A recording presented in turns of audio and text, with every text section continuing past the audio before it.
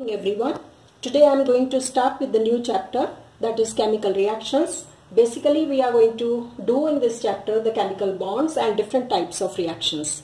Now before I start with the chemical bonds, let's recapitulate what is there in a chemical reaction. If you remember, a chemical reaction is a process in which one or more substances are converted into one or more different substances. For example, if I take the case of, say, hydrogen with oxygen will form water.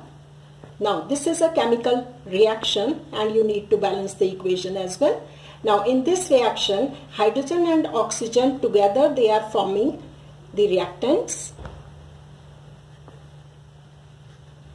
whereas water is formed, which you call it as the product.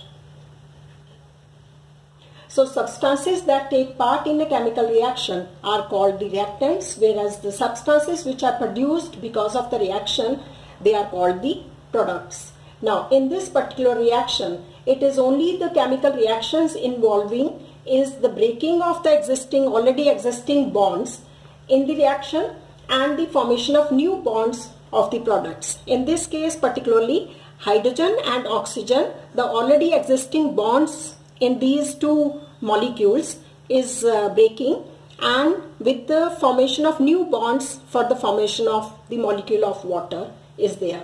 Now in a chemical bond, what is a chemical bond? First of all, attractive forces that hold the atoms or ions together to form molecules or the compounds are called chemical bonds. Now under this chemical bonds, we have two categories to do. One is the formation of ionic bonds, and these ionic bonds are also called electrovalent bonds.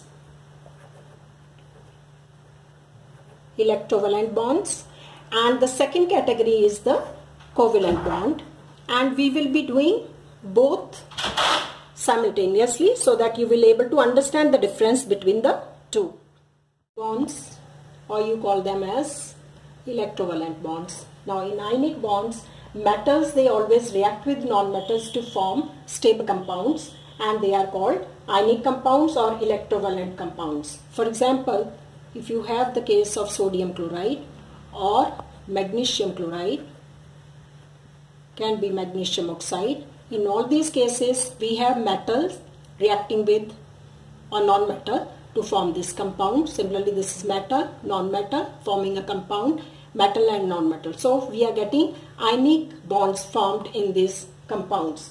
So let's take up one example how these bonds are formed. For example, if I take the case of sodium chloride. Now sodium electronic configuration is 2, 8, 1. Chlorine electronic configuration is 2, 8 and 7. Now in these two cases, if you see, one atom is going to lose the electron to become positively charged ion. The other atom, that is chlorine, will gain the electron to become negatively charged ion, and at the same time they become stable. This is after losing one electron will become stable. This is after gaining one electron here to become stable. So how are you going to show it? You will write the symbol of sodium with one valence electron, which is shown as this one dot, and this is what you call it as Lewis dot diagram. So sodium with one electron, valence electron, and chlorine has 7 electrons in the outermost shell. So I am showing chlorine electrons as crosses here. That is just to differentiate these electrons from the sodium. So 7 electrons in case of chlorine and 1 electron in case of sodium. So this 1 electron of sodium will be transferred to chlorine to become stable. So when it transfers its 1 electron, the electronic configuration of sodium will become 2, 8. So that means sodium will lose 1 electron, will become positively charged, that is 1, and electronic configuration will become 2, 8. whereas chlorine will get 1 electron here, will gain 1 electron. So these are the electrons of chlorine, and this dot is the electron which is being transferred from sodium. Now this will become -1. And when these positively and negatively charged ions, they form a bond which you call it as ionic bond or electrovalent bond, and sodium chloride will be formed. That's all about the stepwise formation of sodium chloride for showing the ionic bond in this particular example. Start with the covalent bond. In covalent bonds, when two atoms they share their electrons, they form a bond called covalent bond. For example, in case of chlorine molecule is written as Cl2. Now this chlorine molecule is formed by combining two atoms of chlorine, and these two atoms they share their electrons rather than they transfer their electrons, and by sharing they become stable and covalent bond is formed. Similarly, in case of hydrogen molecule, two atoms of hydrogen they form covalent bond by sharing their electrons. At the same time they become stable. Let's take the case of chlorine molecule. How this chlorine molecule is formed? There are two atoms of chlorine. So one atom of chlorine is having 7 valence electrons. So that means 1, 2, 3, 4, 5, 6 and 7. Now these dots I am representing as the 7 valence electrons of one chlorine atom, and the second chlorine atom is again having 7 valence electrons, but I am showing it by writing this cross here. That is just to differentiate the chlorine electrons of this chlorine from the chlorine electrons of this chlorine. So that means how many electrons here? 7. So 7 crosses here representing 7 valence electrons of this chlorine atom. These 7 dots they are representing the 7 electrons, that is valence electrons of this chlorine atom.